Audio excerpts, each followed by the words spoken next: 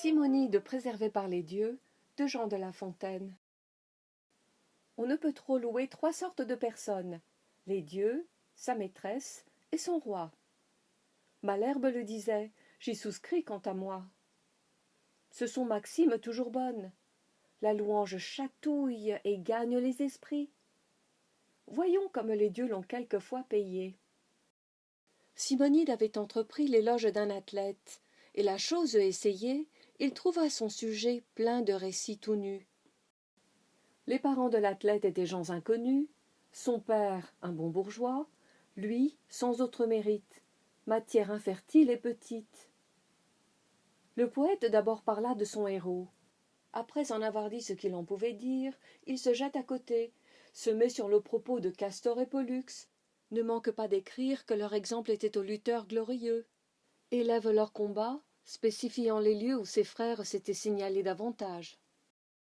Enfin, l'éloge de ces dieux faisait les 2/3 de l'ouvrage. L'athlète avait promis d'en payer un talent, mais quand il le vit, le galant n'en donna que le tiers, et dit fort franchement que Castor et Pollux acquittassent le reste. Faites-vous contenter par ce couple céleste. Je veux vous traiter cependant. Venez souper chez moi, nous ferons bonne vie. Les conviés sont gens choisis, mes parents mes meilleurs amis. Soyez donc de la compagnie. Simonide promit. Peut-être qu'il eut peur de perdre, outre son dû, le gré de sa louange.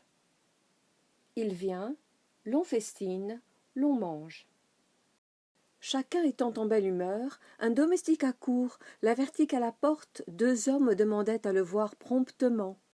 Il sort de table, et la cohorte n'en perd pas un seul coup de dent. Ces 2 hommes étaient les Gémeaux de l'éloge. Tous 2 lui rendent grâce. Et pour prix de ses vers, il l'avertissent qu'il déloge, et que cette maison va tomber à l'envers. La prédiction en fut vraie.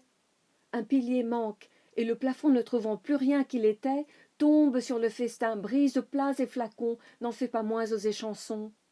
Ce ne fut pas le pis, car pour rendre complète la vengeance due au poète, une poutre cassa les jambes de l'athlète, et renvoya les conviés pour la plupart estropiés. La renommée eut soin de publier l'affaire. Chacun cria miracle. On doubla le salaire que méritaient les vers d'un homme aimé des dieux. Il n'était fils de bonne mère qui les payant à qui mieux pour ses ancêtres n'en fit faire. Je reviens à mon texte, et dis premièrement qu'on ne saurait manquer de louer largement les dieux et leurs pareils. De plus que Melpomène souvent sans déroger trafique de sa peine. Enfin, qu'on doit tenir notre art en quelque prix. Les grands se font honneur dès lors qu'ils nous font grâce. Jadis, l'Olympe et le Parnasse étaient frères et bons amis.